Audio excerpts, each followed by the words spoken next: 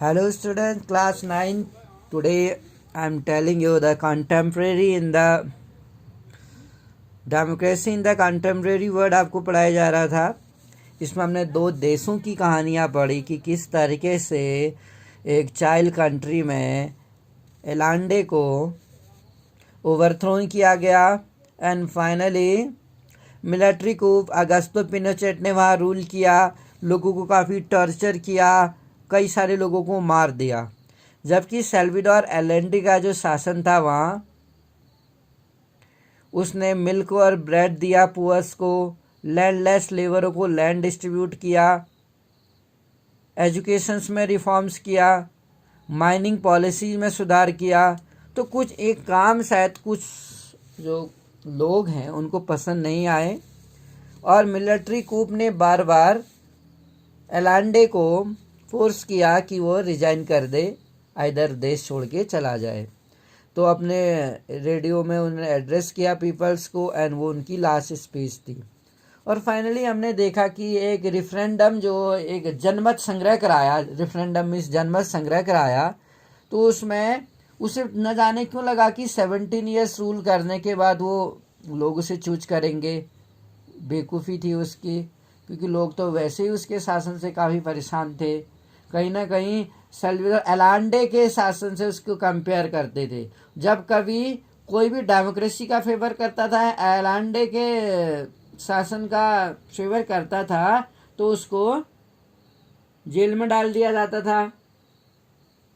Finally हमने इस तरह की जो स्टोरी देखी, फाइनली जो जेल में डाल दिया गया था एल्बर्टो बेचलेट की वाइफ को और उसकी बेटी को मिशेल बेचलेट को जेल में काफ़ी टॉर्चर किया जाता था।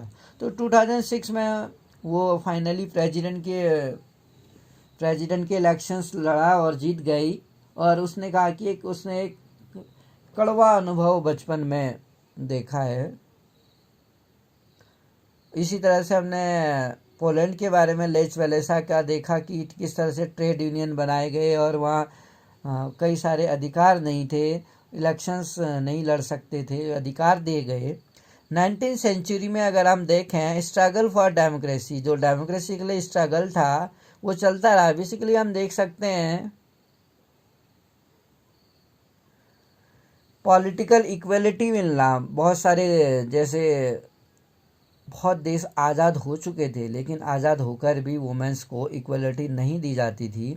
पॉलिटिकल इक्वलिटी दी गई, फ्रीडम दी गई वहाँ पे, और जस्टिस और न्याय दिया गया। ये तीनों सबसे मेन चीज़ है कि डेमोक्रेसी में हमको इलेक्शंस में वोट देने का राइट मिलता है, हमें फ्रीडम मिलती है और हमें जस्टिस न्याय मिलता है। वन मेजर जो डिमांड्स थी, सबसे मेन डिमांड वो थी rights for every adult citizen, her adult citizen के लिए वोट देने का अधिकार मिलना।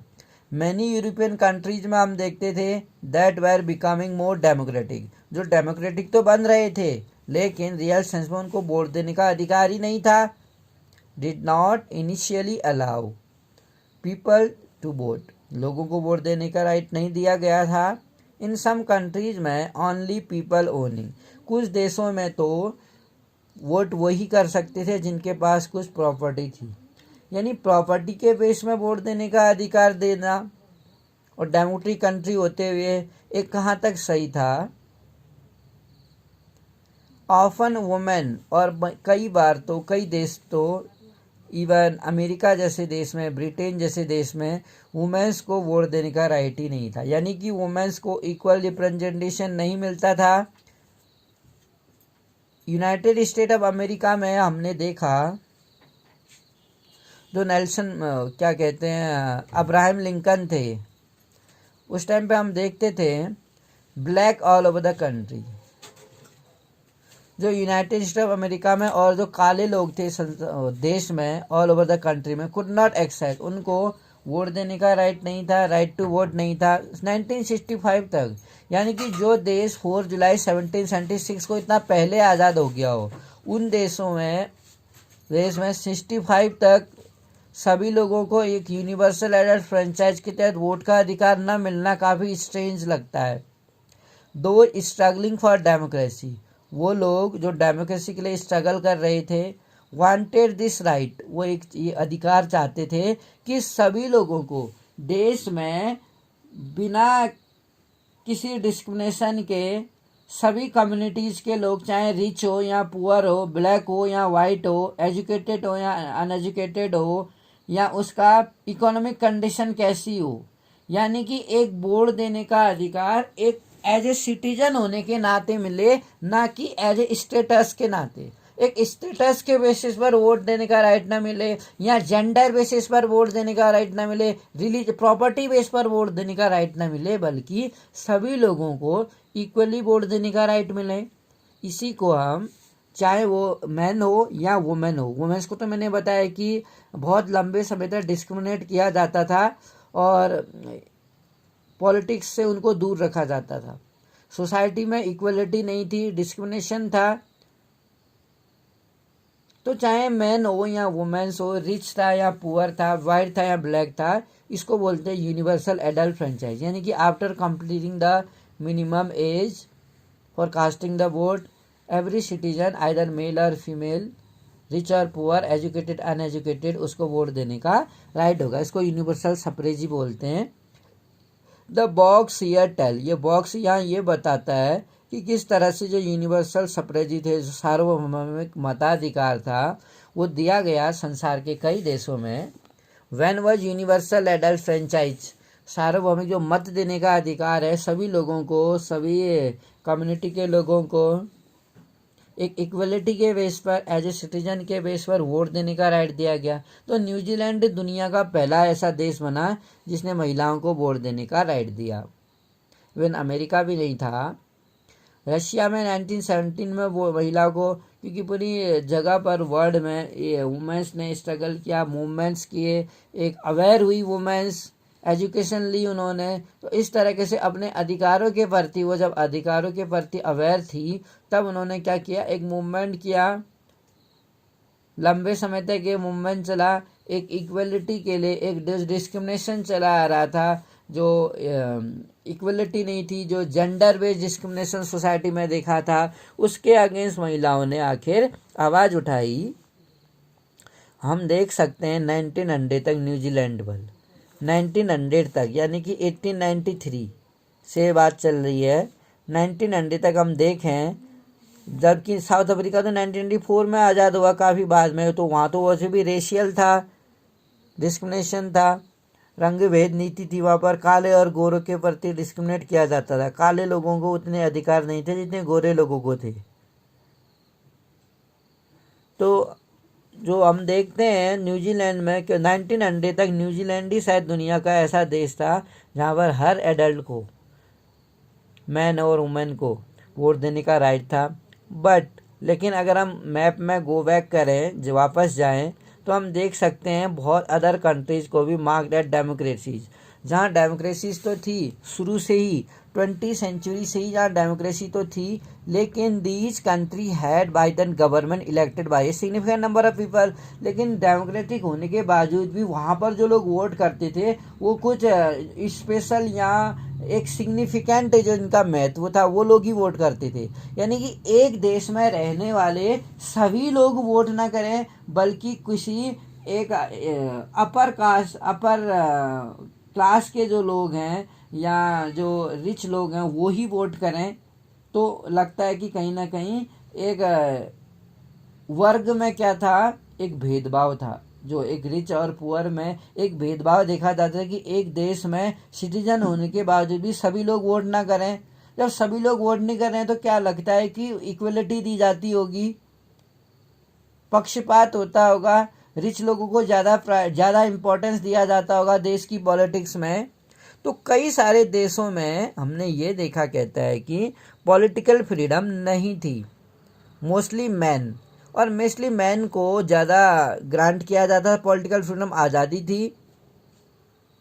कुछ महत्वपूर्ण लोगों के द्वारा, सिग्निफिकेंट लोगों के द्वारा ही वोट किए जाते थे, या मोस्टली मैन वोट करते थे और अनएजुकेटेड नहीं करते थे, या पुअर लोग वोट नहीं करते थे जिनके पास लैंड नहीं था। सम मेजर्स अर्ली डेमोक्रेसीज वर इस्टेब्लिश, जो अर्ली डेमोक्रेसीज थी वो इस्टेब्लिश हुई थी यूरोप में, नॉर्थ अमेरिका में और लैटिन अमेरिका में। इसी तरह से जो कोलोनाइजलिज्म था, for a very long time, लंबे समय तक बहुत सारी जो कंट्रियाँ थी एशिया में और अफ्रीका में, वहाँ कॉलोनियाँ थी, यानी अपने उपनिवेश थे। कॉलोनियाँ कहते हैं उपनिवेश, यानी कि ब्रिटेन क्या करता था, दूसरे देशों में अपनी बस्तियाँ बसाता था, यानी अपने लोगों को बसाता था under the control of European, क्योंकि यूरोप के कंट्रोल में के अंडर जो राष्ट्र थे उनमें आसानी से एशिया और अफ्रीका में अपनी बस्तियां बसाई गई, कि ब्रिटेन का जिन देशों में शासन था वहाँ उसने अपने अपने लोगों को बसाना स्टार्ट कर दिया। पीपल ऑफ कॉलोनाइज कंट्री, और जो कॉलोनाइज कंट्री यानी जो उपनिवेशिक राष्ट्रों के क्या थे, जो यूरोपियन देशों के जो उपनिवेश थे, पीपल ऑफ कॉलोनाइज कंट्री, लोग थे जो उपनिवेशिक देशों के, has to wage struggle to achieve independence. तो जहाँ पर बस्तियाँ बसाई गई थी उन देशों के जो लोग थे उन लोगों ने वेज एक स्ट्रगल किया आज़ादी के लिए, क्योंकि शायद उनको एक कॉलोनी वाले जो कंट्रीज़ थे वहाँ पर उन्हें लगता था कि उन्हें ज़्यादा फ्रीडम नहीं दी जा रही है, ज़्यादा इक्वलिटी नहीं है सोसाइटी में, वोट देने के शायद उन्हें राइट नहीं थे उस समय। They not only wanted to get rid of the colonial masters, वो ना केवल गेट रिड कहते हैं छुटकारा पाना, वो ना केवल उसे छुटकारा पाना चाहते थे अपने कॉलोनियल मास्टर्स से, बट ऑल्सो विश, बल्कि वो अपने लीडर्स को भी चूज करना उनकी इच्छा थी। वो चाहते थे कि वो अपना लीडर अपने देश में खुद चूज करें, और वो जो रूलर वो चूज कर रहे हैं वो शासन करे उस देश में, अपने देश में, क्योंकि बाहरी देश का इंटरफियर था, ब्रिटेन का कब्जा था, यहाँ पर ब्रिटिश लोग यहाँ रूल करते थे। Our country was one of the few colonies, हमारा देश उन फ्यू बस्तियों में से एक था जहाँ पर पीपल ने क्या किया, एक नेशनलिस्ट, एक राष्ट्रवादी संघर्ष किया देश को लिबरेट करने के लिए कॉलोनियल रूल से। जो कॉलोनियल रूल था, उपनिवेशिक शासन था, उपनिवेश वाला, बस्तियां बसी थी जो, उनको उखाड़ फेंकना चाहते थे, अपना रूलर चूज करना चाहते थे, और कुछ आज़ादी चाहते थे, इक्वलिटी चाहते थे। सबसे पहले तो वो देश को आज़ाद कराना चाहते थे उन इंटरफियरेंस से जो कॉलोनियल गवर्नमेंट ने किया था वहाँ पे। मैनी ऑफ दीज कंट्री, जैसे बहुत सारे जो देश हैं, मैनी ऑफ द कंट्री जो थे बिकेम डेमोक्रेटिक हो गए इमिडिएटली। सेकेंड वर्ल्ड वॉर जैसे ख़त्म हुआ 1945 में, जैसे सेकेंड वर्ल्ड वॉर ख़त्म हुआ 1939 से शुरू होके, तो बहुत सारे देशों में क्या हुआ, डेमोक्रेसी शुरू हो गया, डेमोक्रेटिक बन गए वो देश। तो इंडिया ने भी इंडिपेंडेंस अचीव करी 1947 में, and embarked on its journey to transform itself, और अपनी एक जर्नी, यात्रा की शुरुआत की जिसने उसने इटसेल्फ, अपने आप को बदला, किससे, subject country to a democratic, subject country से डेमोक्रेटिक कंट्री में। It continue to be democracy, यहाँ डेमोक्रेसी जारी रही। मोस्ट फॉर्मर कॉलोनीज जो थी did not have such a good experience, उनके पास उतना अच्छा एक्सपीरियंस नहीं था। द केस ऑफ घाना, अगर हम अफ्रीका के एक देश को देखें, घाना एक ऐसा कंट्री है और वेस्टर्न अफ्रीका का, तो जब हमने घाना को देखा, अफ्रीका में एक्सपीरियंस किया, यहाँ जो कॉलोनियाज थी, बस्तियाँ, घाना जो कभी use to be British colony के अंडर था और गोल्ड कोस्ट के नाम से जाना जाता था। इट बिकेम इंडिपेंडेंस 1957, यानी इंडिया की इंडिपेंडेंस से काफ़ी बाद में इसको आज़ादी मिली। It was among the first country, Africa में ये पहला देश था जिसने आज़ादी गेन की। इट इंस्पायर्ड अदर, और इसकी आज़ादी के बाद, फ्रीडम के बाद, इसने अदर अफ्रीकन कंट्री को इंस्पायर्ड किया और इन्होंने अपनी आज़ादी के लिए लड़ाई लड़ी। क्वामे निक्रूमा जो थे, सन ऑफ गोल्डस्मिथ, वो क्या थे, सन थे गोल्डस्मिथ, यानी कि उनके फादर क्या थे, एक गोल्डस्मिथ थे, एंड हिमसेल्फ ए टीचर, और खुद वो टीचर थे, एक्टिव थे वो आज़ादी में, देश की आज़ादी के लिए। आफ्टर इंडिपेंडेंस, आज़ादी के बाद जो निक्रुमा थे became the first prime minister, वो पहले प्रेसिडेंट बने घाना के। He was a friend of Jawaharlal Nehru, वो जवाहरलाल नेहरू के फ्रेंड थे। एंड इंस्पिरेशन फॉर डेमोक्रेट्स, और डेमोक्रेट्स जैसे और देशों के लिए एक इंस्पिरेशंस थे अफ्रीका में। बट अनलाइक नेहरू, लेकिन नेहरू की तरह he got himself elected president for life. वो क्या हुए, इलेक्टेड क्या बने, प्रेसिडेंट बने फॉर लाइफ के लिए। Soon after in 1966 he was overthrown, लेकिन 1966 के बाद मिलिट्री कूप के द्वारा उनके शासन को, निक्रुमा के शासन को ओवरथ्रोन कर दिया गया। Most country that became democracies, उसके बाद बहुत सारी कंट्रीज जो थी वो डेमोक्रेटिक बनी। आफ्टर गेनिंग इंडिपेंडेंस के बाद and had a mix record, उनका एक मिक्स्ड रिकॉर्ड था। They could not remain democracies for long, लेकिन हमने ये देखा, चाहे हम चाइल्ड का हमने जो पढ़ा, एलांडे का जो इतिहास था, बेसिकली वहाँ डेमोक्रेटिक गवर्नमेंट थी, लेकिन उसको तो ओवरथ्रोन कर दिया गया। और जो पोलैंड था वहाँ पर खुद एक डेमोक्रेटिक कंट्री तो था, लेकिन वहाँ पर सिटीजन को ज़्यादा राइट्स नहीं दिए गए थे ट्रेड यूनियन बनाने की, जिसे आज़ादी नहीं थी। पॉलिटिकल जो लीडर थे उनको प्रिजन में डाल दिया था। तो हम कह सकते हैं कि क्या एक डेमोक्रेटिक कंट्री में लंबे समय तक एक कंट्री डेमोक्रेटिक रहता है, उसका डेमोक्रेटिक रिकॉर्ड रहता है। इंडिपेंडेंस का जो हमने देखा, बहुत लंबे समय तक डेमोक्रेसी के लिए डेमोक्रेटिक कंट्री रहना।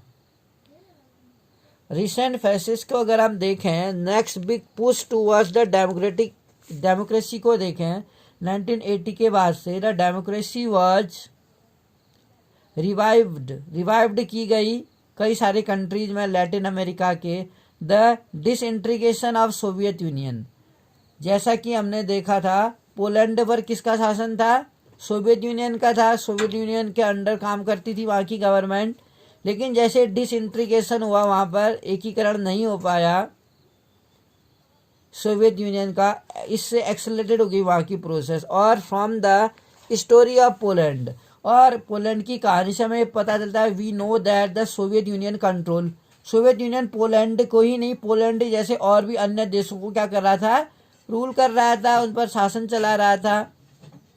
वहाँ के जो शासक थे वो सोवियत यूनियन के अंडर काम करते थे।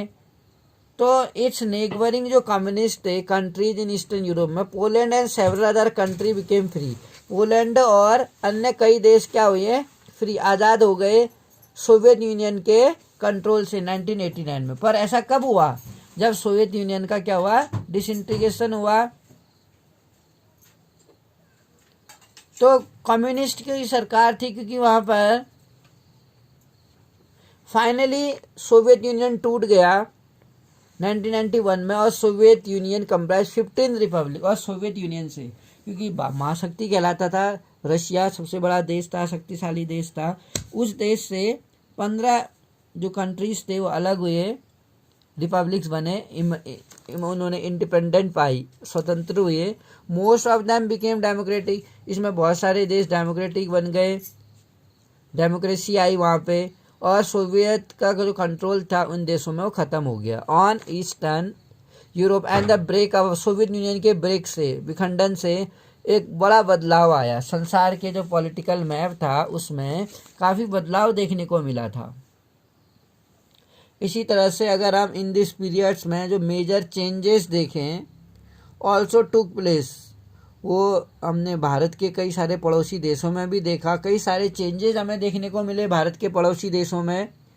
पाकिस्तान और बांग्लादेश मेड ए ट्रांजिशन हुआ फ्रॉम आर्मी रूल से टू डेमोक्रेटिक, वहाँ भी डेमोक्रेटिक बने वो 1990 में। इन नेपाल में अगर नेपाल की बात करें, king gave up many of his power, जैसा कि हमें पता है कि 1990 में वहाँ के जो राजा थे वीरेंद्र शाहदेव, उन्होंने नेपाल को डेमोक्रेटिक कंट्री तो डिक्लेयर कर दिया, लेकिन उन्होंने ये कहा कि विद इन द, जैसे ही एक नेपाल एक सेल्फ डिपेंडेंट आत्मनिर्भर बन जाएगा, वो नेपाल में अपनी गद्दी को छोड़ देंगे। तो इन 10 सालों में 1990 से 2000 के बीच में काफ़ी इम्प्रूवमेंट हो रहा था, लेकिन अचानक वीर वीरेंद्र साहदेव और उनकी पत्नी ऐश्वर्या और उसके पूरे परिवार को मार दिया गया। और जैसा कि नियम के अकॉर्डिंग राजा का बेटा ही राजा बनता था, क्योंकि राजा के परिवार में कोई बचा नहीं, तो राजा के जो सगे संबंधी थे, चचेरे भाई थे ज्ञानेंद्र, उनको राजा बनाया गया। गद्दी में बैठते ही उन्होंने नेपाल की हिस्ट्री में या नेपाल के कॉन्स्टिट्यूशन में काफ़ी चेंजेस किए। पार्लियामेंट को डिसमिस कर दिया गया, तो वहाँ की पॉलिटिकल पार्टीज भड़क गई कि जनता जिसको चुन के भेज रही है अपने प्रतिनिधि को, अगर उनको पावर ही ना मिले पार्लियामेंट में तो क्या फ़ायदा। क्योंकि बेसिकली वहाँ जब राजा था तो जो प्राइम मिनिस्टर होता था वो जनता और राजा के बीच में एक कम्युनिकेशन का काम करता था, लिंक का काम करता था। क्योंकि प्राइम मिनिस्टर को हटा दिया गया तो वहाँ की पॉलिटिकल पार्टी, अपोजिशन पार्टीज, उन लोगों ने क्या किया, अपोज किया और राजा के अगेंस्ट एक स्ट्रगल शुरू हो गया था नेपाल में।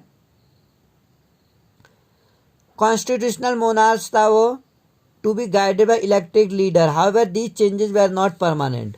हालांकि ये चेंज परमानेंट नहीं थे और कई सारी पावर राजा ने क्या कर दी, छोड़ दी और फाइनली वो कॉन्स्टिट्यूशनल मोनार्च बना और 2008 में वो पूरा ही डेमोक्रेटिक बन गया और राजा ने अपनी गद्दी छोड़ दी।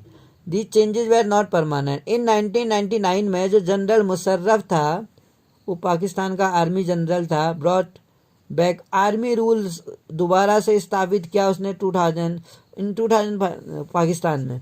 अब जो मैंने बताया था तो कि 2001 में राजा की हत्या कर दी गई नेपाल में। राजा की हत्या के बाद उसका जो कजिन था पारस, उसको नेपाल का राजा ज्ञानेंद्र, पारस तो ज्ञानेंद्र का बेटा था, तो ज्ञानेंद्र को क्या किया गया, राजा बनाया गया। और राजा बनने के बाद उसने क्या किया, अपनी पावर को बढ़ा दिया और पार्लियामेंट को डिसमिस करना चाहा। तो 2005 में न्यू किंग ने, क्या नाम था उसका, ज्ञानेंद्र ने क्या किया, नए किंग ने डिसमिस कर दिया वहाँ की इलेक्टेड गवर्नमेंट को, जो जनता ने अपने रिप्रेजेंटेटिव को चुन के भेजा था, उनको डिसमिस कर दिया। And took back political freedom that people had वोन इन प्रीवियस डिकेड्स। जो पीपल को फ्रीडम थी, आज़ादी थी अपने एक पॉलिटिकल लीडर को चुनने की, उसको छीन लिया। बट इन 2008 में Pakistan became democratic, Nepal became democratic again and Nepal emerged as a. और नेपाल क्या हुआ, पाकिस्तान थोड़ा गलत वर्ड छपा है इसमें, यहाँ पर नेपाल होगा। नेपाल क्या हुआ, डेमोक्रेटिक दोबारा बना और Nepal emerge as a democratic republic के रूप में स्थापित हुआ पूरी दुनिया में, जब उन्हें एबोलाइज किया मोनार्ची का। क्योंकि पहले वहाँ मोनार्ची था, राजतंत्र था, राजा था, वहाँ पर राजा का शासन था, राजा के आदेश ही कानून होते थे वहाँ पर। ये द ओवरऑल ट्रेंड, लेकिन जो ओवरऑल ट्रेंड जो था इन दिस पीरियड में points to more and more country, बहुत ज़्यादा से ज़्यादा देश क्या बने, टर्निंग टू डेमोक्रेसी की ओर मुड़े। दिस फेज स्टिल, ये जो फेज था स्टिल कंटिन्यू जारी रहा। बाई 2016 तक अबाउट 140 जो कंट्रीज थे वर होल्डिंग मल्टी पार्टी इलेक्शंस थे वहाँ पर। मल्टी पार्टी इलेक्शन मतलब वहाँ एक दो से ज़्यादा पार्टियाँ थी, तो जो इलेक्शंस होते थे वहाँ पर कई पार्टियों के बीच में कंपटीशन था, लोगों में लोगों के बीच चॉइस थी पॉलिटिकल पार्टी के लीडरों को चुनने के लिए। The number was higher than even before, ये नंबर जो था काफ़ी हायर था।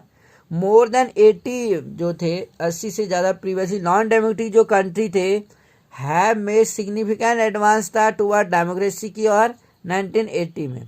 बट इवन टुडे हम आज देखते हैं देयर आर मैनी कंट्रीज, आज ऐसे बहुत सारे देश हैं जहाँ पर people can not express their open freely. Even हम आज की डेट में यहाँ भी देखते हैं कि हम अपने ओपिनियन फ्रीली एक्सप्रेस नहीं कर पाते हैं। तो अपने ओपिनियन, अपने विचारों को फ्रीली एक्सप्रेस करना एक बड़ी बात है, जहाँ पर हम अपने ओपिनियन रख रहे हैं, स्पीच दे रहे हैं, गवर्नमेंट के अगेंस्ट हम आवाज़ कर सकते हैं, उनकी पॉलिसीज़ के अगेंस्ट क्वेश्चंस कर सकते हैं हम। They still can not elect. आज भी ऐसे देश हैं जहाँ ना वो ओपिनियन फ्रीली एक्सप्रेस कर पाते हैं, अपने विचारों को रख पाते हैं, ना उन्हें क्या कहते हैं, अपने लीडर को चुनने की आज़ादी है। They can not take big decision, और ना वो अपने लाइफ के बारे में और फ्यूचर के बारे में बड़े डिसीजन ही ले सकते हैं। ऑन वन सच कंट्री, एक ऐसा देश है म्यांमार, जिसे पहले बर्मा के नाम से जाना जाता था, जो इसको जो आज़ादी मिली कॉलोनियल रूल से वो 1948 में मिली, और उसके बाद ये म्यांमार डेमोक्रेटिक कंट्री बन गया। बट द डेमोक्रेटिक रूल, लेकिन जहाँ पर बहुत जल्द, जैसे चाइल्ड में हुआ साउथ अमेरिका की कंट्री चाइल्ड में, अलांडे को हटा दिया गया, डिसमिस ओवरथ्रोन कर दिया गया कॉन्स्पिरेसी के तहत। ऐसे ही बर्मा में भी 1962 आते आते मिलिट्री कूप का शासन हो गया, ठीक चाइल्ड के जैसे। इन 1990 में इलेक्शन वेर हेल्ड। 1962 के बाद जैसे चाइल्ड में रिफरेंडम कराया, जनमत संग्रह कराया अगस्टो पिनोचेट ने, तो 1990 में वहाँ जब इलेक्शंस कराए गए were held for the first time 30 सालों के बाद। जैसे वहाँ 17 सालों के बाद कराया था, यहाँ 30 सालों के बाद जब इलेक्शन करवाए गए, जो नेशनल लीग फॉर डेमोक्रेसी, ये नाम पार्टी है वहाँ की, NLD, national League for democracy, जिसकी लीडर आंग सांग सू की है, जो म्यांमार की बहुत ही फेमस लीडर है, जिनको पीस के लिए नोबेल प्राइज़ भी मिल चुका है, काफ़ी फेमस पर्सनैलिटी है। आंग सांग सू की अभी भी जिंदा है, still alive, won the election. तो जब 30 साल के बाद वहाँ की मिलिट्री कूप ने इलेक्शन करवाया, तो जो इलेक्शंस के रिजल्ट आए उसमें ये देखा कि आंग सांग सू की जो नेशनल लीग फॉर डेमोक्रेसी थी वो जीत गई। लेकिन जीतने के बावजूद भी मिलिट्री जो लीडर थे म्यांमार के, उन्होंने रिफ्यूज कर दिया, और इलेक्शन के रिजल्ट जो थे रिकॉग्नाइज, उसको पब्लिक के सामने रिप्रेजेंट नहीं किया। इंस्टीड वाल, इसके बावजूद, हालांकि पार्टी जीत चुकी थी, लेकिन लोग उस म्यांमार में मिलिट्री लीडर ने रिफ्यूज कर दिया, और इलेक्शन के रिजल्ट लोगों के सामने ही नहीं डिक्लेयर किए। Military put the elected pro democratic, और मिलिट्री ने क्या किया, जो इलेक्टेड थे प्रो डेमोक्रेटिक लीडर के सपोर्टर होते होंगे, जिसमें आंग सांग सू की भी शामिल थी, उसको घर के अंदर नज़रबंद करके रख दिया, घर के अंदर, उसी के घर के अंदर नज़रबंद कर दिया। पॉलिटिकल एक्टिविस्ट जो थे अक्यूज किया, उन्होंने ब्लेम किया, दोष लगाया। Even the most tribal offence जो थे हैव बीन जेल्ड, जो बहुत सारे ट्राइबल ऑफेंसेस थे बचाव वाले, उनको क्या कर दिया, जेल डाल दिया। एनीवन कॉट पब्लिकली एराइंग व्यूज और issuing statement critical of the regime can be sentence. Anyone, किसी को भी कोर्ट पकड़ा जा सकता था पब्लिकली, वो एराइंग जो व्यूज और इश्यू स्टेटमेंट बनाते थे जो, और आलोचना करते थे उस रिजाइम की, उसको सेंटेंस यानी फांसी की सज़ा दी जाती थी, या अप टू सेंटेंस, जेल में डाल दिया जाता था 20 साल के लिए, जो कि ऐसा किया करता था। तो हमने ये देखा, जो निष्पक्ष रूप से निर्वाचित नहीं थी उसका क्रिटिसाइजिंग करते थे। अगर रिजाइम मीन्स होता है जो निष्पक्ष रूप से नहीं चुनी गई है, जो एक धोखाधड़ी से रूल कर रही है, उसको सेंटेंस किया जाता था। जो कोई क्रिटिसाइज करता था ऐसी गवर्नमेंट की, 20 साल के लिए जेल में डाला जाता था। Due to coercive policies of military ruled, forcibly जो लागू किए जाते थे रूल, ऐसी policy military rule government in Myanmar में अबाउट 6 to 10 लाख, और इस वजह से 6 से 10 लाख लोग देश से बाहर कर दिया। Have been uprooted from their home, अपने घरों से, एंड हैव टेकन शेल्टर, और उनको कहीं और शरण लेनी पड़ी। Despite being under house arrest, लेकिन अपने घर में नज़रबंद करने के बावजूद भी जो सू की थी उन्होंने कैंपेन जारी रखा, डेमोक्रेसी के लिए स्ट्रगल किया, डेमोक्रेसी के लिए आवाज़ उठाई घर के अंदर रहते हुए भी। अकॉर्डिंग टू हर, उसके अकॉर्डिंग वो कहती थी द क्वेस्ट, क्वेस्ट कहते हैं प्यास को, जो डेमोक्रेसी के लिए उसकी प्यास थी वर्मा में, is the struggle of the people. ये क्या है? एक लोगों का संघर्ष है। जो लोगों का संघर्ष ही उसको शक्ति देता है लड़ने के लिए, आवाज़ उठाने के लिए, जागरूकता लाने के लिए। टू लिव होल, जो एक साथ रहते हैं people, meaningful lives as free and equal. वो कैसे रहें? फ्री रहे और इक्वल मेंबर हैं ये पूरी वर्ल्ड कम्युनिटी के। हर स्ट्रगल और उसके इस संघर्ष ने, उसकी इस आवाज़ को, जो आवाज़ करने लगी, जो आवाज़ उठाई उसने, इंटरनेशनल रिकॉग्नाइजेशन, उसको अंतर्राष्ट्रीय पहचान मिली। यानी पूरी दुनिया से लोग एक मीडिया में छपने लगा, पूरी दुनिया में ये बात सब जगह पर फैलने लगी कि म्यांमार में नज़रबंद होते हुए भी आंग सान सू की डेमोक्रेसी के लिए आवाज़ उठा रही है, डेमोक्रेसी के फेवर में लोगों को एक अवेयर कर रही है या मोटिवेट कर रही है। तो इससे अंतर्राष्ट्रीय ध्यान, जब उसे पहचान मिली, उसको एक नोबेल प्राइज़ भी अवार्ड किया गया पीस के लिए, कि उसने अपने देश में शांति स्थापित करने के लिए इतना ज़्यादा टॉर्चर सा सेक्रीफाइस किया, बलिदान दिया। Award the Nobel prize peace finally under the leadership, और अंततः उसकी लीडरशिप में ये देखा गया NLD वर्ल्ड, जो नेशनल लीग डेमोक्रेसी, मैंने आपको बताया था, National League for Democracy. Party का नाम याद रखिएगा, म्यांमार की ये पार्टी है, म्यांमार देश की, और आंग सान सू की इसकी लीडर है। तो फाइनली जो नोबेल प्राइज़ विनर थी 2050 के इतिहास में इलेक्शंस लड़ा इसने, एंड डेमोक्रेटिक रिपब्लिक इस्टेब्लिश, और उसमें उसकी जीत हासिल हुई। इस तरीके से हमने देखा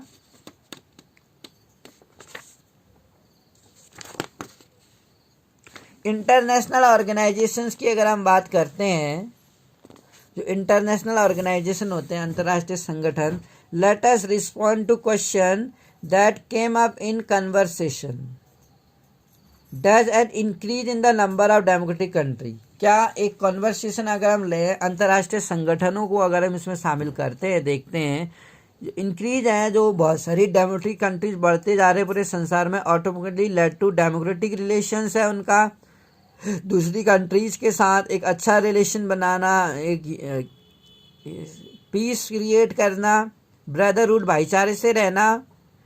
before we do that let us think about the point raise by Surender, जो सुरेंदर ने, नाम के लड़के ने एक सोचने के लिए मजबूर किया, एक क्वेश्चन रेज किया। There is a government of India, जैसे एक गवर्नमेंट है इंडिया की, ठीक, और ऐसे ही एक गवर्नमेंट है यूनाइटेड स्टेट ऑफ अमेरिका की, ऐसे ही एक गवर्नमेंट है जापान की, ऐसे गवर्नमेंट है जर्मनी की, ऐसे ही एक गवर्नमेंट है रशिया की। तो हर देश में उस देश की गवर्नमेंट क्या बनाती है?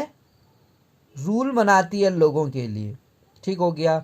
But there is no government, लेकिन एक पूरे वर्ल्ड की गवर्नमेंट नहीं है। हर कंट्रीज की गवर्नमेंट होती हैं, अपने अपने कंट्रीज में रूल बनाती हैं, उनके लिए अरेंजमेंट करती हैं, उनके लिए जिम्मेदार होती हैं, और उस देश के पीपल अपने देश के लीडर्स को चूज करते हैं, वोट देने का राइट होता है उन्हें अपने देश में।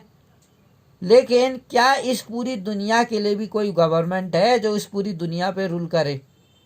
नो, आंसर है नहीं। Government can pass any law that will apply to all the people of the world. एक देश की गवर्नमेंट, नो गवर्नमेंट, कोई भी गवर्नमेंट ऐसा रूल पास नहीं करती, can not pass any law that will apply, जो पूरी दुनिया के लोगों के लिए अप्लाई होगा।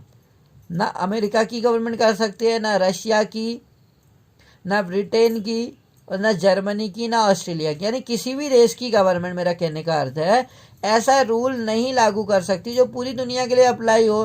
वो जो रूल बनाएगी अपने देश के लिए उसकी जो सीमाएं हैं, लिमिटेशन है, अपने देश तक ही ख़त्म हो जाती हैं।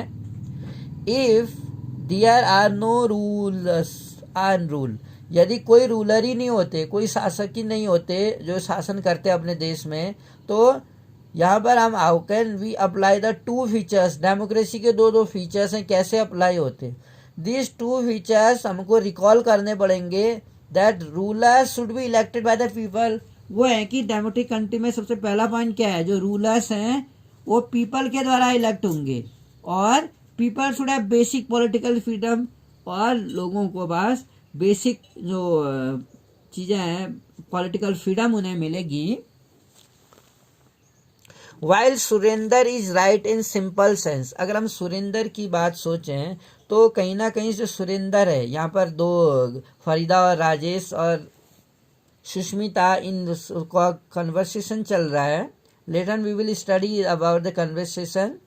Surender is right a simple sense में we can not say that question of democracy does not arise here, यहाँ पर डेमोक्रेसी का क्वेश्चन अराइज नहीं हो रहा है, कहना गलत होगा। There is no single word, इस पूरी दुनिया की कोई गवर्नमेंट नहीं है, यानी पूरी दुनिया में कि एक गवर्नमेंट की जो पूरी दुनिया के लिए रूल बनाए, पूरी दुनिया के कंट्रीज के लिए रूल बनाए, ऐसी तो कोई गवर्नमेंट नहीं। क्योंकि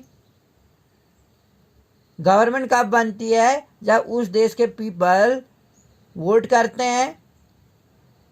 but there are many institution, लेकिन गवर्नमेंट नहीं है, ठीक है, दुनिया की, लेकिन बहुत सारे ऐसे इंस्टीट्यूशन हैं संसार में that perform partially the function of such government, इस तरह की सरकार के टाइप से ही काम करते हैं। These organisation can not command country, हालांकि इन ऑर्गेनाइजेशनों की, इन संगठनों की कोई कमांड नहीं होती है देश में और उन देशों में और देश के नागरिकों में जितनी की एक गवर्नमेंट की होती है।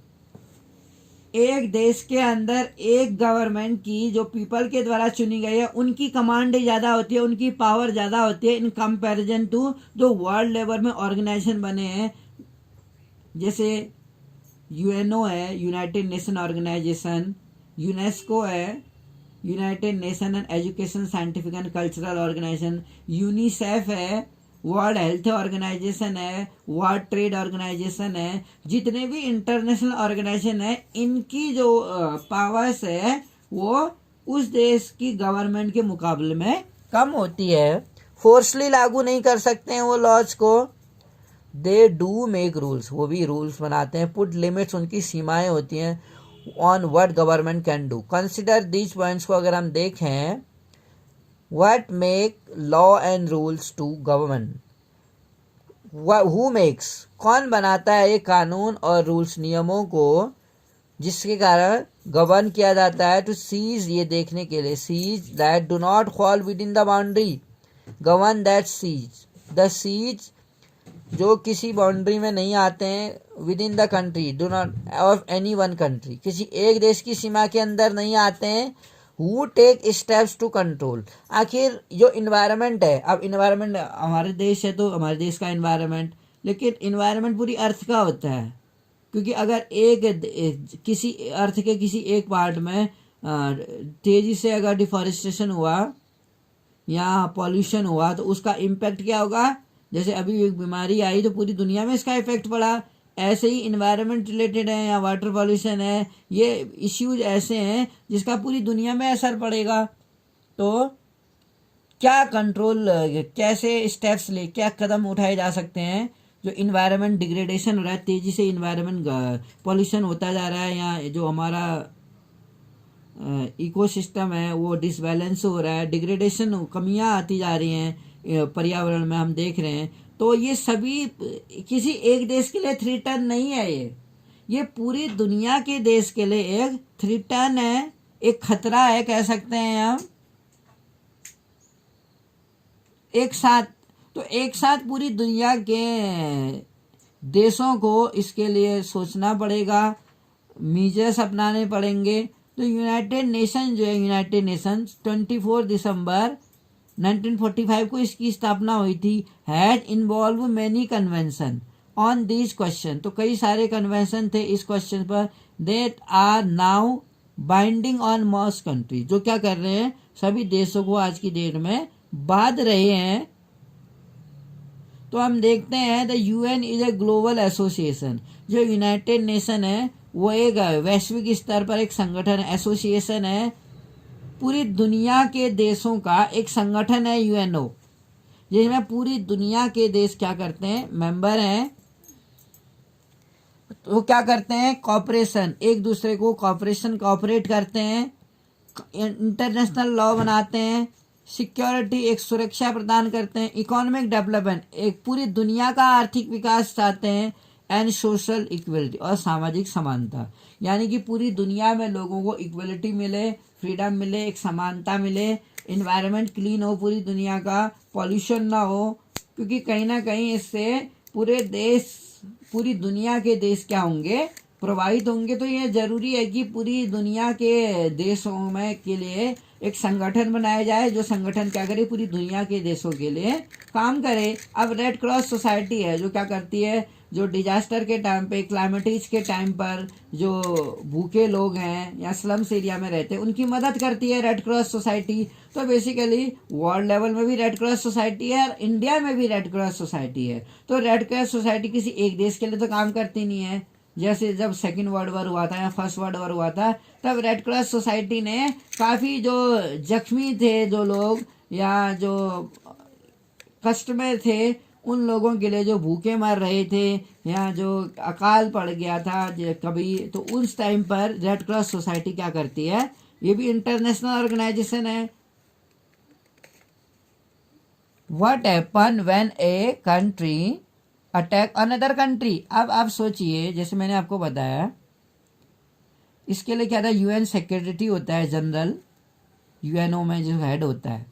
तो अब ये दूसरा क्वेश्चन कहता है कि क्या होगा यदि एक देश दूसरे देश पे हमला कर ले, तो दूसरे देश को कैप्चर तो नहीं कर सकता एक देश। पहले के टाइम पर एक देश दूसरे देश के बाउंड्रीज पर क्या करता था, कब्जा कर लेता था या अपना अधिकार, इलीगल अधिकार जमा लेता था। तो इससे उस देश के लोगों में क्या आती थी, एक क्या कहते हैं, फीलिंग्स, नेगेटिव फीलिंग्स आती थी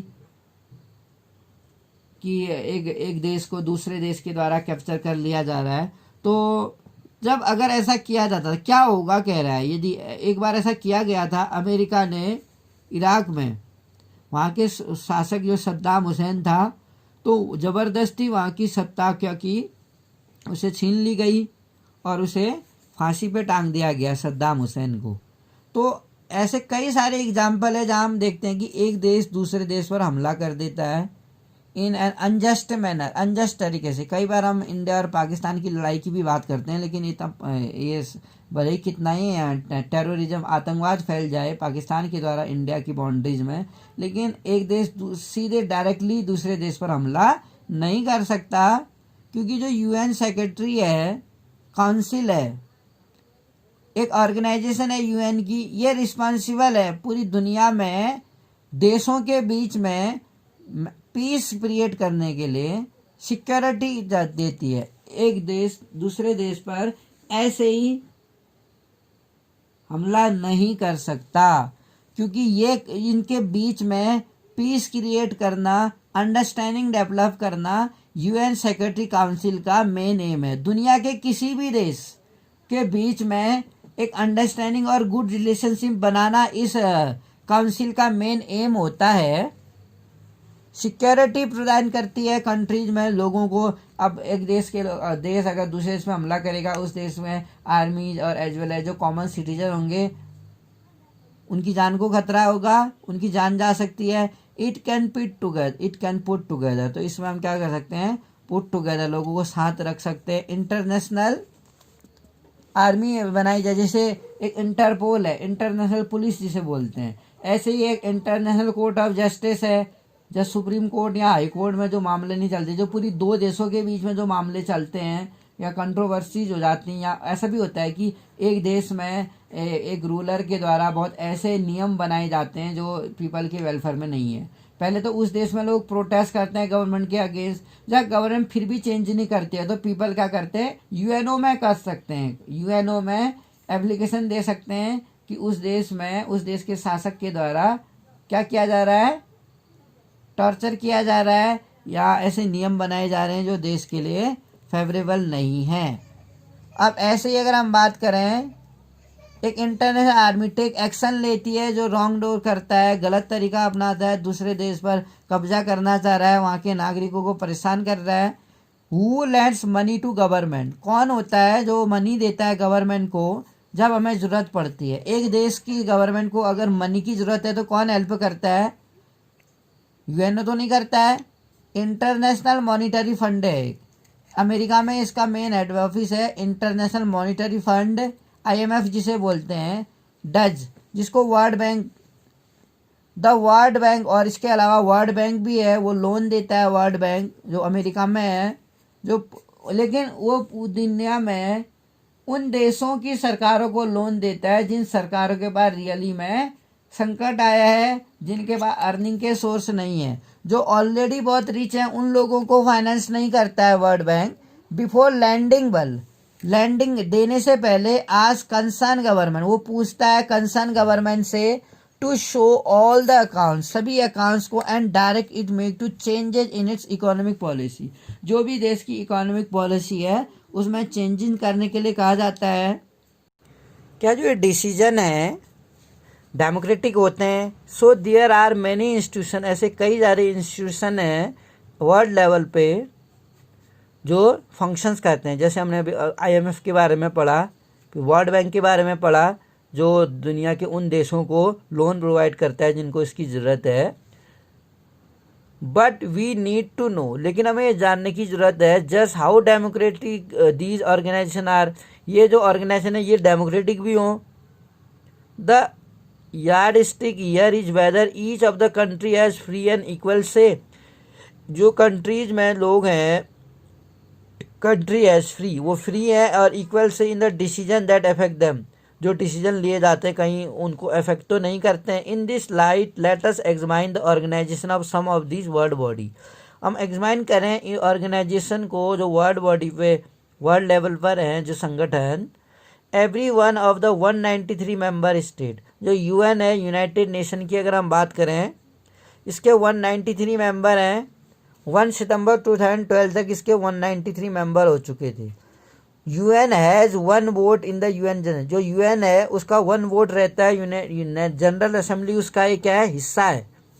यूनाइटेड नेशन में एक सरकार, इस ऑर्गेनाइजेशन का एक ऑर्गन है General Assembly. It meet in regular year session, ये रेगुलर ईयरली सेशंस करते हैं अंडर द, इसमें एक प्रेसिडेंट होता है। यूएन के अंडर जो जनरल असेंबली है, जिसको सभा बोलते हैं, आम सभा, इसका एक प्रेसिडेंट इलेक्ट किया जाता है। किनके द्वारा? जो रिप्रेजेंटेटिव हैं, जो मेंबर हैं देशों में, उन देशों में से एक प्रेसिडेंट इलेक्ट किया जाता है। General assembly is like the parliament, तो जनरल असेंबली जो यूएनओ के अंडर ही है, एक पार्ट है जनरल असेंबली यूएनओ का। तो क्या है, एक पार्लियामेंट का काम करती है, यानी जो पूरी दुनिया के लिए रूल बनाती है। Where all the discussion take place, जैसे हर देश की पार्लियामेंट होती है, वहाँ देश के लिए रूल बनाए जाते हैं, ऐसे ही जो जनरल असेंबली है वो यूएनओ की पार्लियामेंट है, कहिए सही आप। और वहाँ पर सारे डिस्कशन किए जाते हैं, take place. In that sense में यूएन जो है would appear to be a very democratic organisation है, क्योंकि वहाँ पर जनता में, जो पूरी दुनिया के नेशंस के लोगों में से कैपेबल व्यक्ति को प्रेसिडेंट चुना जाता है। General Assembly can not take any decision, वो कोई ऐसा डिसीजन नहीं लेती है about what action should be taken conflict, जिसका उसके डिसीजन से दो देशों के बीच में कॉन्फ्लिक्ट हो जाए, ऐसा डिसीजन नहीं लिया जाता है, बल्कि पूरी दुनिया के लोगों के लिए एक फेवरेबल रूल्स बनाए जाते हैं, फ्लेक्सिबल रूल्स बनाए जाते हैं, जो सारी दुनिया के नागरिकों को सोचने की ज़रूरत है। आइदर हम अगर पॉल्यूशंस की बात करें या इन्वायरमेंटल डिग्रेडेशन की बात करें, इस दुनिया में हम लोगों को एक बेटर हेल्थ की बात करें या एक बेसिक नीड्स हैं जो फूड क्लोथ या शेल्टर देने की अगर हम बात करें, तो उनको एक कॉमन सिटीजन को रोटी कपड़ा मकान और बिजली पानी जैसी नेसेसिटी चीज़ों को देने के फेवर में भी काम करता है कि पूरी दुनिया में लोग भूखमरी से ना मरे, अकाल से ना मरे, बाढ़ से ना मरे, उनको बेटर हेल्थ फैसिलिटी मिले, कुपोषण के शिकार ना हो बच्चे। तो ऐसी बहुत सारी जो ऑर्गेनाइजेशन बनी है उनका जो मेन एम होता है दो देशों के बीच में कंट्रोवर्सी नहीं बल्कि जो देशों के बीच में एक स्ट्रॉन्ग बॉन्डिंग बनाना, एक स्ट्रॉन्ग रिलेशन बनाना, इसका मेन एम होता है। 15 मेंबर जो है 15 मेंबर होते हैं इसमें। सिक्योरिटी काउंसिल है जो यूएन टेक, और जो यूएन होता है यूनाइटेड नेशन क्रूशियल डिसीजन लेता है। वो काउंसिल में जो 15 मेंबर है उसमें से जो 5 मेंबर होते हैं वो तो परमानेंट मेंबर होते हैं, लेकिन जो 10 मेंबर होते हैं वो 2 साल के लिए चूज किए जाते हैं। पूरी दुनिया में से कोई 10 कंट्री 2 साल के लिए टेम्परेरी इलेक्टिव होती है। तो जो 5 परमानेंट मेंबर है यूएनओ में उसके नाम है United state of America, Russia, Britain, UK, United kingdom, France और चाइना। यानी चाइना भी क्या है, यूएनओ का एक परमानेंट मेंबर है। फ्रांस भी है, यूके, रशिया, यानी जो पावरफुल कंट्रीज हैं दुनिया की, जहाँ की इकोनॉमी बहुत पावरफुल है, उन देशों के जो ये लोग, ये जो कंट्रीज हैं क्या हैं, ये परमानेंट मेंबर हैं यूएन के। अदर मेंबर, जो अदर मेंबर होते हैं जनरल असेंबली के द्वारा, वो भी जनरल असेंबली के द्वारा, जो यूएनओ की क्या है पार्लियामेंट कही जाती है, 2 साल के लिए चूज होते हैं। वो जो टेम्परेरी मेंबर होते हैं 10 देश जो होते हैं, कोई भी 10 देश दुनिया से, वो 2 साल के लिए इलेक्ट होते हैं एज ए टेम्परेरी मेंबर के रूप में। रियल पावर जो है वही इन्हीं 5 परमानेंट मेंबर के पास होती है, ना कि टेम्परेरी मेंबर्स के पास। जो परमानेंट मेंबर है इनके पास पावर रहती है। The permanent member specially the US contribute most of the money. जो यूएस है वो क्या करता है, मोस्ट ऑफ द मनी जो करता है, नीड जो आवश्यकता होती है उसको मेंटेन करता है, मेंटेन यूएन की जो मनी को उसको मेंटेन करता है। मनी की भी जरूरत होती है यूनाइटेड नेशन में। ईच परमानेंट मेंबर जो है council can not take the decision. एक अकेला जो मेंबर है चाहे परमानेंट ही को ना, वो डिसीजन नहीं ले सकता। जो परमानेंट पावर मेंबर होते हैं उनके पास वीटो पावर होती है। यानी अगर कोई ऐसा डिसीजन लिया गया है, ऐसा रूल बनाया गया है वर्ल्ड के लिए जो सही नहीं है, तो कोई भी इन 5 मेंबरों में से एक उसमें अपनी प्रतिक्रिया जारी कर सकता है, यानी अपोज कर सकता है, उसको विरोध कर सकता है। इसी विरोध को वीटो पावर बोलते हैं। इट मीन्स अगर 5 मेंबर्स की रजामंदी होनी जरूरी है, वरना कोई भी कंट्री किसी भी रूल के लिए वीटो लगा सकता है, यानी अपनी असहमति जाहिर कर सकता है वो। The system has lead more and more people जो है कंट्री के, उनको प्रोटेक्ट किया जाए, उनको उनकी लाइफ सिक्योर की जाए, और जो डिमांड है यूएन बिकम मोर डेमोक्रेटिक, और यूएन को ज़्यादा से ज़्यादा क्या किया जाए, डेमोक्रेटिक किया जाए। इंटरनेशनल मॉनिटरी फंड, अगर हम आईएमएफ की बात करें, one of the biggest money lender, एक साहूकार के रूप में जाना जाता है, जो पूरी दुनिया में देशों के लिए फंड अवेलेबल कराता। हम देखते हैं 189 मेंबर हैं इसके। 12 अप्रैल 2016 तक आईएमएफ के 189 लोगों ने देश ने मेंबरशिप ली थी। Do not have equal voting right, इनमें सभी के पास इक्वल वोटिंग राइट्स नहीं है। The vote of each country, जो हर कंट्री का वोट है, is weights by how much money it has contribute. ये डिपेंड करता है कि जो इसके मेंबर हैं, कोई देश कितना कंट्रीब्यूट करता है मनी का, आईएमएफ के लिए योगदान देता है। More than 40% of the voting power, 40% से ज़्यादा जो वोटिंग पास हैं आईएमएफ है, is in the hand of only 7 country, केवल 7 देशों के पास ही हैं। इसमें US, Japan, Germany, France, UK, Italy और कनाडा। द रिमेनिंग 182 कंट्रीज जो हैं हैव वेरी लिटिल, उनका बहुत ही एक लिटिल कंट्रीब्यूशन रहता है। Little say in how this international organisation take, वो केवल यही देखते हैं कि इंटरनेशनल ऑर्गेनाइजेशन, जो वर्ल्ड बैंक हम देखते हैं has a similar system of votings है। प्रेसिडेंट जो होता है वर्ल्ड बैंक का, वो हमेशा से यूएस का ही सिटीजन होता है। हमेशा से प्रेसिडेंट का व्यक्ति अमेरिका का सिटीजन ही प्रेसिडेंट बनता है वर्ल्ड बैंक का। कंपेयर अगर हम करें काइंड ऑफ डेमोक्रेटिक प्रैक्टिस को, वी हैव बीन डिस्कसिंग, जो हम डिस्कस कर रहे हैं इन दिस चैप्टर में, what would you say about a country where some person have a permanent position. उन देशों के बारे में हम क्या कहेंगे जहाँ कुछ पर्सन्स के पास परमानेंट पोजीशन होती है मिनिस्ट्री की, and have the power to stop the decision, और उनके पास ये पावर होती है जो इंटायर पार्लियामेंट डिसीजन लेती है उसको रोकने की पावर होती है। और a parliament where 5% of the member, और जिसमें जो 5% मेंबर होते हैं वो मेजोरिटी होती है उनके पास वोटों की। Would you recall this democratic, क्या आप ऐसी कंट्रीज को डेमोक्रेटिक बोलोगे जहाँ एक ही पर्सन रूल कर रहा है कई सालों से, या पोजीशन में है, पावर में है, और उसके पास मेजोरिटी है जो पार्लियामेंट में लिए गए डिसीजनों को इफेक्ट कर सकता है या उन्हें रोक सकता है। क्या ऐसा कंट्री में जहाँ पर लोग अपने ओपिनियन को एक्सप्रेस नहीं कर पा रहे हैं, जहाँ यूनिटी नहीं है, जहाँ इक्वलिटी नहीं दिखती है, क्या ऐसे कंट्रीज को डेमोक्रेटिक कहा जा सकता है? Most of the global institution है fail to pass the simple test of democracy. Global institution में हम देखते हैं एक डेमोक्रेसी का सिंपल टेस्ट भी नहीं कर पाते, जहाँ पर लोग अपनी जो बेसिक नेसेसिटी है, फूड, क्लोथ, शेल्टर है, वाटर है, इलेक्ट्रिसिटी है, जहाँ पर लोगों को एक बेसिक नीड्स भी पूरी नहीं कर पाते हैं, जो एक गवर्नमेंट का मेन एम होना चाहिए लोगों को प्रोवाइड करना।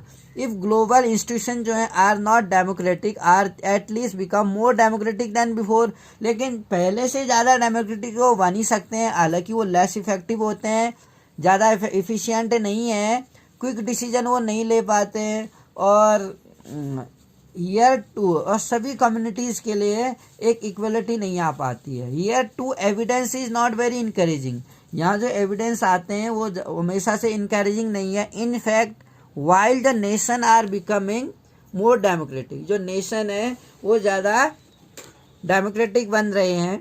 Thank you for listening me.